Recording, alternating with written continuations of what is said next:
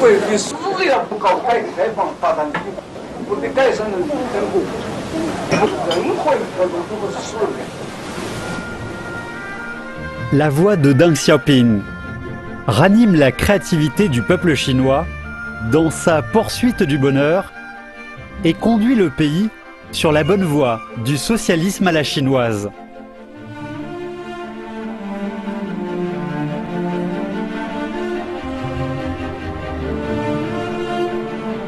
Shenzhen, la statue de Deng Xiaoping se dresse au sommet du parc Lianhuashan. Avancer à grands pas, explorer et respecter, telle est l'image de Deng Xiaoping dans le cœur des Chinois.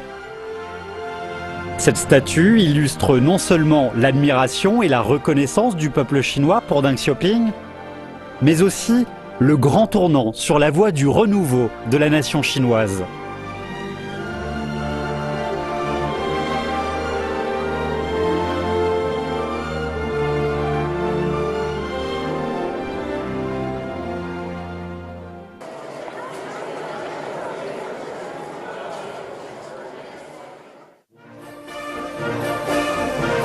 En octobre 1976, la bande des quatre a été brisée. Heureux de cela, les Chinois commençaient à réfléchir sur l'avenir de la Chine. Le 30 juillet 1977, Deng Xiaoping est venu assister à un match amical de football à Pékin.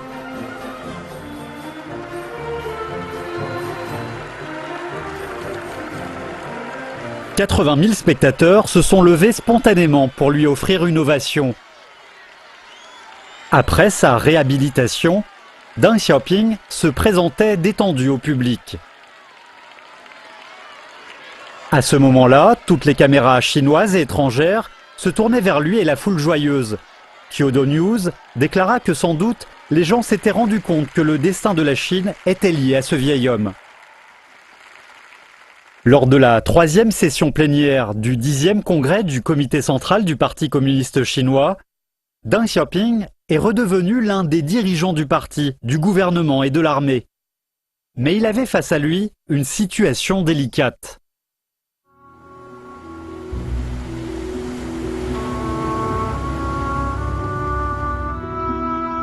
À l'époque, le monde changeait. Aux États-Unis, la révolution technologique était en plein essor. En Asie, le Japon est devenu une puissance économique. Singapour, Hong Kong, Taïwan et la Corée du Sud sont devenus 4 économies développées, appelées les 4 dragons asiatiques.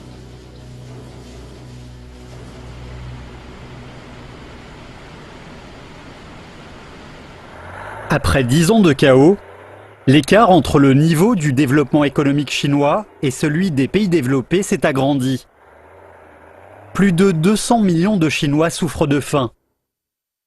La Chine attendait un tournant historique pour repartir.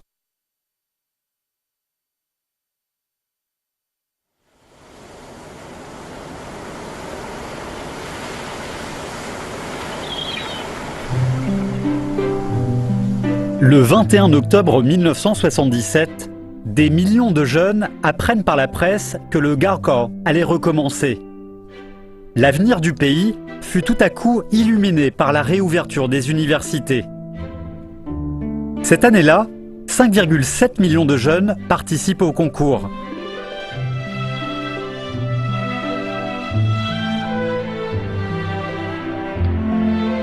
Bien que seulement moins de 300 000 soient admis, le Gaokao a ouvert une porte d'espoir.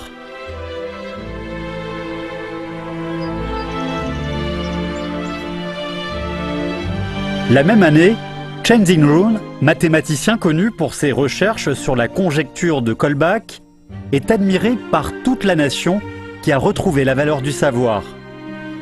Le 18 mars 1978, la conférence nationale des sciences se déroulait à Pékin. À la cérémonie d'ouverture, devant 6000 personnes, Deng Xiaoping donnait un discours en indiquant que les clés des 4 modernisations étaient la science et la technologie. Les intellectuels ont regagné leur dignité. 为社会主义服务的脑力劳动者是劳动人民的一部分，这对于发展我国科学事业有极其密切的关系。 Sans aucun doute, ce printemps était le printemps de la science et des intellectuels.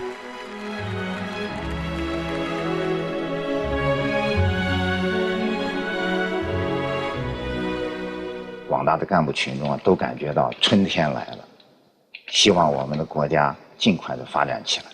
大家呢欢欣鼓舞，准备大干一场。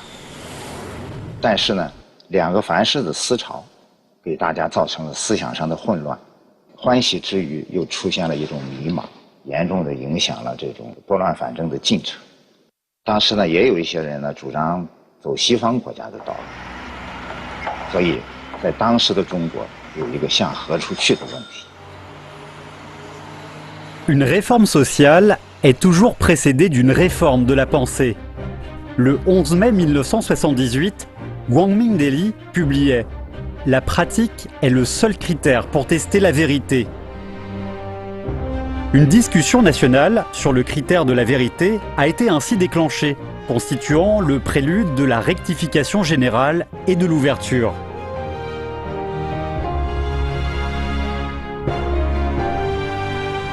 Le 13 décembre 1978, Deng Xiaoping a donné un discours important lors de la conférence de travail du parti.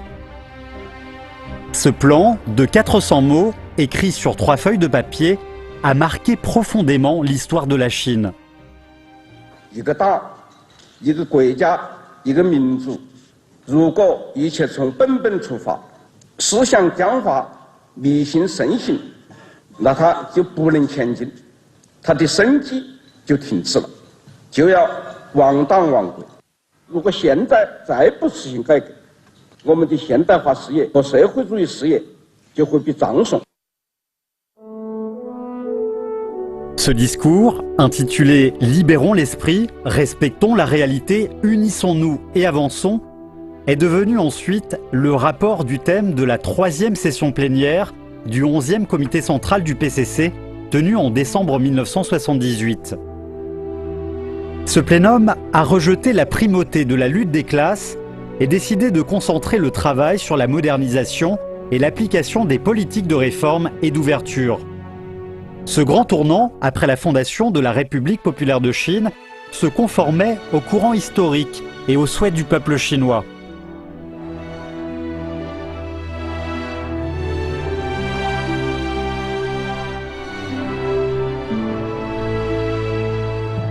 Le parti commençait aussi la réhabilitation des dirigeants.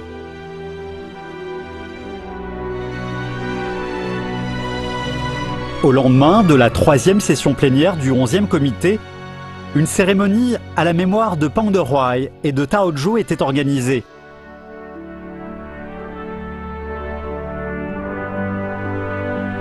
Liu Shaoqi a été réhabilité lors de la 5e session plénière du 11e comité.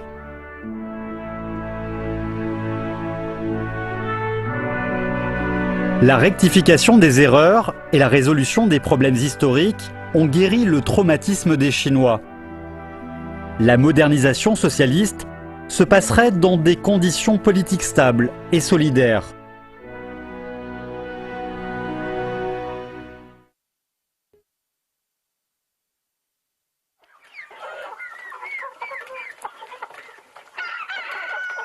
En hiver 1978, 18 paysans du village Xiaogang dans l'Anhui ont signé en secret un acte d'engagement pour expérimenter le système de responsabilité des ménages. Ce n'est pas une simple coïncidence historique, mais la preuve irréfutable du lien entre la décision stratégique de la 3e session du 11e comité et l'intérêt fondamental du peuple. Lors d'une conférence de travail du parti, Xi Zhongxun, à l'époque premier secrétaire du PCC du Guangdong, a proposé de profiter de la proximité du Guangdong avec Hong Kong et Macao pour y appliquer des politiques spéciales afin d'accélérer l'ouverture et l'économie. Après la conférence, Deng Xiaoping lui a dit de créer une zone spéciale Le gouvernement central ne financerait pas, mais il accorderait des politiques favorables.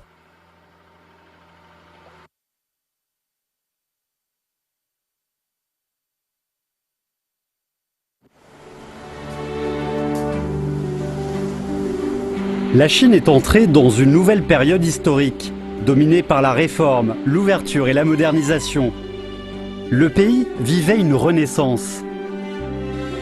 Avec la rectification à grande échelle et la résolution des problèmes historiques, la construction d'un État de droit s'est engagée dans la bonne direction. L'organisation du parti et de l'État était institutionnalisée. Le pays s'épanouissait dans tous les domaines. Avec la réforme et l'ouverture, la Chine, poursuivant la paix et le développement, attirait l'attention du monde entier. Le 12 août 1978 fut conclu le traité de paix et d'amitié entre le Japon et la Chine. Le 1er janvier 1979, la Chine et les États-Unis établirent officiellement des relations diplomatiques. Le voyage aux États-Unis de Deng Xiaoping posa une base pour la nouvelle coopération entre les deux pays.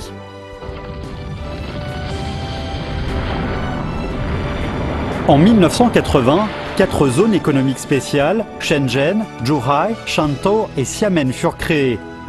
La Chine ouvrait sa fenêtre sur l'extérieur, une Chine renouvelée, confiante et avide de connaissances et d'échanges.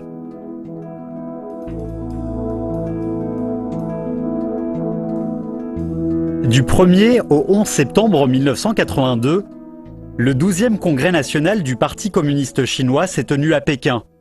Lors du discours d'ouverture, Deng Xiaoping a proposé officiellement un nouveau thème, construire le socialisme à la chinoise.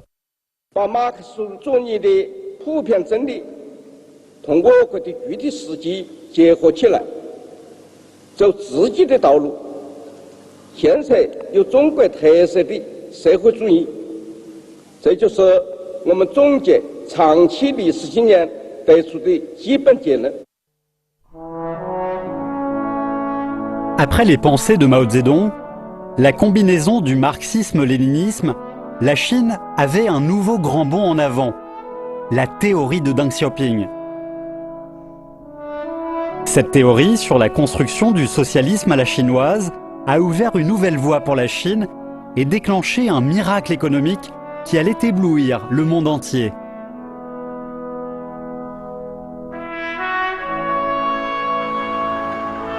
« 1984, Shenzhen. Avec des productions industrielles et agricoles multipliées par 10 en 4 ans, une ville moderne était née. Mais pour certains, enfermés dans un mode de pensée stéréotypé, la zone économique spéciale devait encore être mise en cause. Les débats ont décidé Deng Xiaoping à se déplacer dans le sud.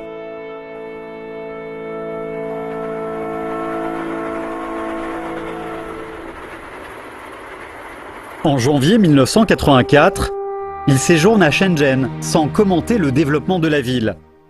Il va ensuite à Zhuhai et écrit après sa visite « La ZES de Zhuhai est bonne ». Shenzhen, au centre de la controverse, attendait toujours son opinion.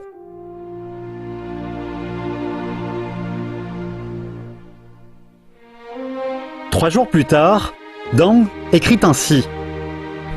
Le développement et les expériences de Shenzhen montrent que la politique de ZES est correcte.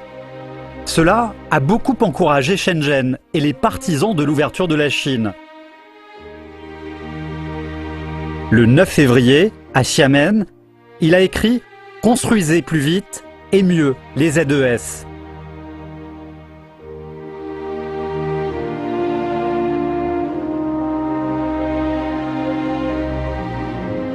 Les brouillards sont dispersés, le chemin est maintenant sans obstacle. En octobre 1984, la 3e session plénière du 12e comité central a approuvé la décision sur la réforme économique. L'économie socialiste chinoise est une économie marchande planifiée basée sur la propriété publique. Tenant les villes comme clé, la réforme économique se développe à grande échelle. La libération de l'esprit favorise la pratique. Le régime d'économie planifiée centralisée était brisé petit à petit. De nouvelles formes économiques sont nées autour du marché.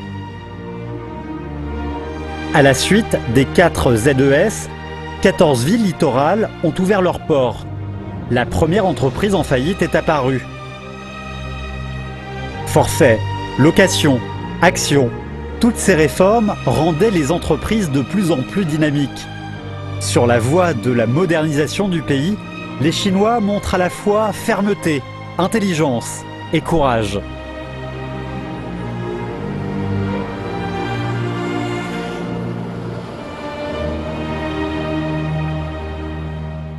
C'est une photo qui a étonné le monde. Le 4 juin 1985, la conférence élargie de la Commission militaire centrale était tenue à l'hôtel Jinxi à Pékin. Deng Xiaoping, président de cette commission, déclarait en levant le doigt que la Chine réduirait les effectifs de son armée d'1 million de personnes.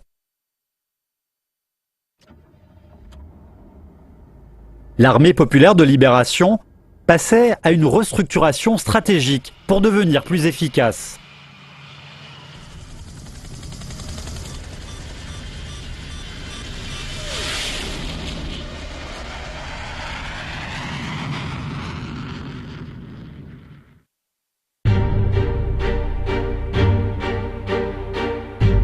Dans les années 80, la nouvelle révolution technologique a balayé la planète. Les pays développés comme les États-Unis, l'Europe et le Japon visaient déjà le XXIe siècle. En mars 1986, 4 scientifiques, Wang Dahong, Wang Ganshang, Yang Jiache et Chen Fangyun ont proposé de suivre et étudier les stratégies de développement des hautes technologies de l'étranger. Deng Xiaoping leur a répondu qu'il fallait passer immédiatement à l'action. La Chine a lancé le projet 863, qui permettait à la recherche et au développement des hautes technologies d'entrer dans une nouvelle phase. La Chine suivait de près la tendance mondiale. Le pays devenait de plus en plus fort et de plus en plus apprécié. L'ouverture a rendu possible le retour de Hong Kong et de Macao à la Chine et la résolution du problème de la réunification de Taïwan avec la Chine continentale. Le 22 septembre 1982, un avion britannique atterrit à l'aéroport de Pékin. Une femme sort de l'avion et descend la passerelle. C'est Margaret Thatcher, Premier ministre britannique, celle qu'on appelle la Dame de Fer. Elle définit ainsi l'objectif de sa visite en Chine. Ce que nous voulons, c'est que les Britanniques continuent de gouverner Hong Kong. Pour ce but, ils se sont préparés pendant 3 ans.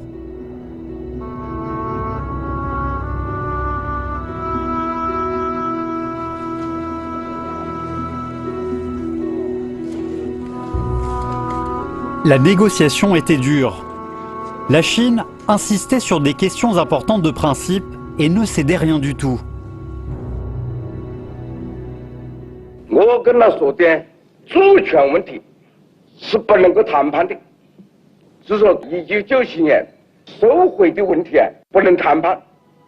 Deng Xiaoping a dit « D'ici 1 an ou 2, la Chine va déclarer officiellement sa décision de récupérer Hong Kong. Si pendant les 15 ans de transition, de grands chaos arrivaient à Hong Kong, que ferons-nous ? Dans ce cas, le gouvernement chinois serait obligé de changer la date et la manière de récupération. »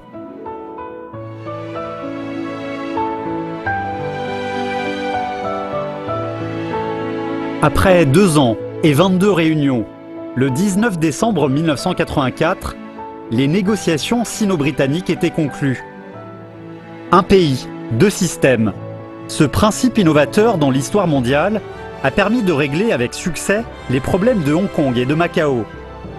Il procure aussi une nouvelle possibilité de résoudre de façon pacifique les conflits internationaux. Ces 2 stylos chinois, de marque Hero, utilisés pour signer la déclaration conjointe sino-britannique, sont la preuve de l'intelligence et de la confiance d'une nation.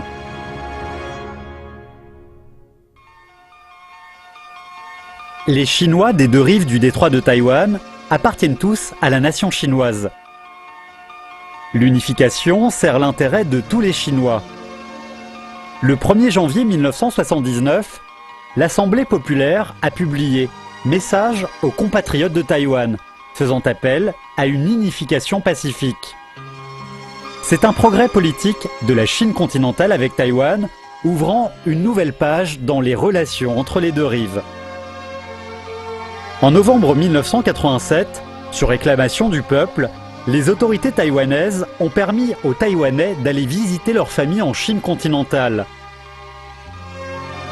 Visiter sa famille, retrouver sa racine, sont devenus les sujets les plus populaires des deux rives. Leurs relations, coupées pendant 38 ans, ont été rétablies.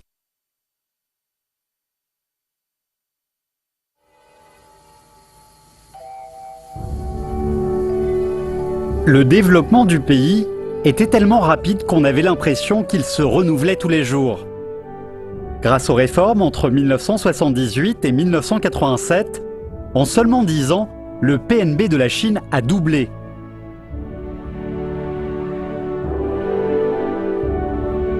Pendant ces 10 ans, les jeunes Chinois ont laissé de nombreux slogans inscrits pour toujours dans l'histoire.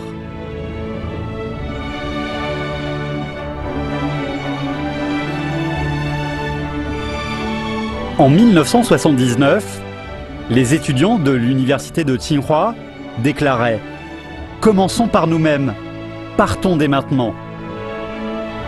En 1981, les étudiants de l'université de Pékin proclamaient « Unissons-nous, relevons la Chine ». En 1984, lors du 35e anniversaire de la République populaire de Chine, les étudiants du défilé saluaient « Xiaoping, bonjour ».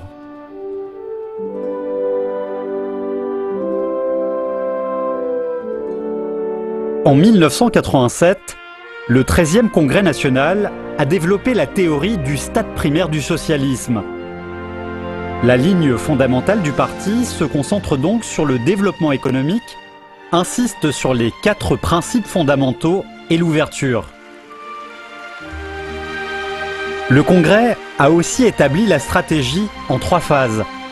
Fin des années 80, doubler le PNB par rapport à celui de 1980. S'assurer que le peuple soit suffisamment nourri. Fin du XXe siècle, doubler encore le PNB, assurer un niveau de vie relativement aisé.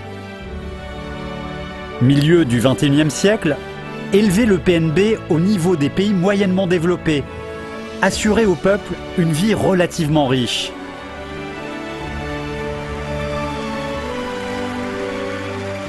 Ce战略的提出实际上是中华民族复兴历史使命的正确选择。它是对以毛泽东同志为核心的第一代领导集体关于现代化建设思想的深化，是邓小平同志为核心的第2代领导集体集体智慧的接近。在人类的发展史上，实际上没有哪一个国家提出过跨越2个世纪、历时70年的国家发展战略。这也正是中国共产党执政体制优势的充分表现。La volonté de modernisation donne à la Chine un grand dynamisme. Cependant, le choc entre les réformes et l'ancien régime était aussi inévitable. Les conflits nés au cours de la destruction de l'ancien régime s'accumulaient et impactaient tous les domaines. Au tournant des années 80 et 90, de grandes agitations politiques ont lieu en Chine, en Union soviétique et en Europe de l'Est. Le socialisme a subi un grand revers. Malgré tout, le parti gardait le développement économique en objectif principal, continuait les 4 principes fondamentaux, menait la réforme et l'ouverture, défendait la sécurité nationale et la stabilité sociale. L'avenir préoccupait les Chinois. Le socialisme pourra-t-il toujours survivre? Dans quelle direction orienter les réformes? Comment continuer le socialisme à la chinoise? Le flou existait. Dans ce contexte, en janvier 1992, Deng Xiaoping, alors âgé de 88 ans, s'est rendu de nouveau au sud de la Chine.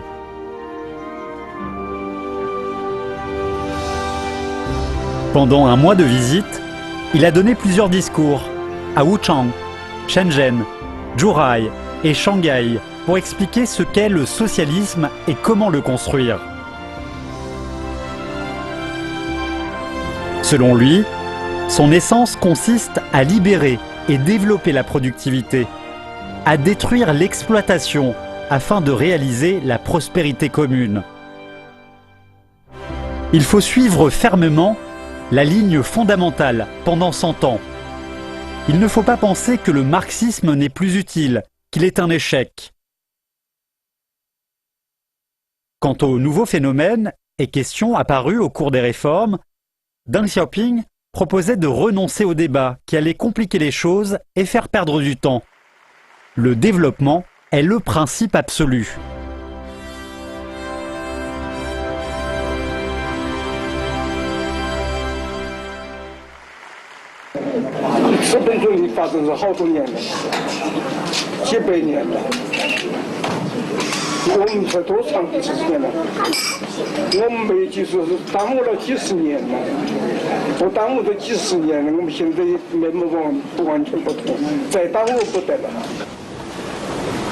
On n'a plus de temps à perdre. Deng Xiaoping le dit avec fermeté.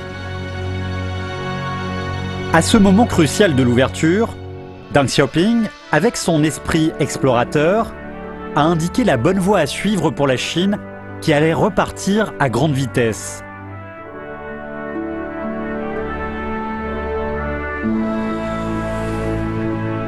Dans ces moments difficiles, les discours de Deng Xiaoping dans le Sud soutenaient la théorie et la ligne établie par la 3e session du 11e comité et élucidaient beaucoup de questions entravant l'esprit des Chinois. Les discours de Deng Xiaoping ont libéré l'esprit tout en respectant la réalité, poussé la réforme économique et la modernisation à un nouveau stade.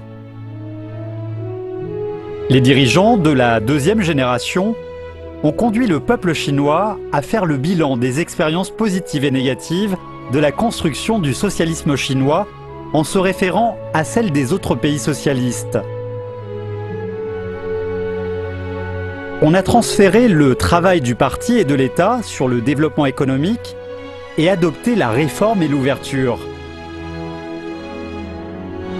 On a révélé l'essence du socialisme, établi sa ligne fondamentale, déclaré que la Chine allait mener son propre chemin de la construction socialiste et élucider des questions fondamentales.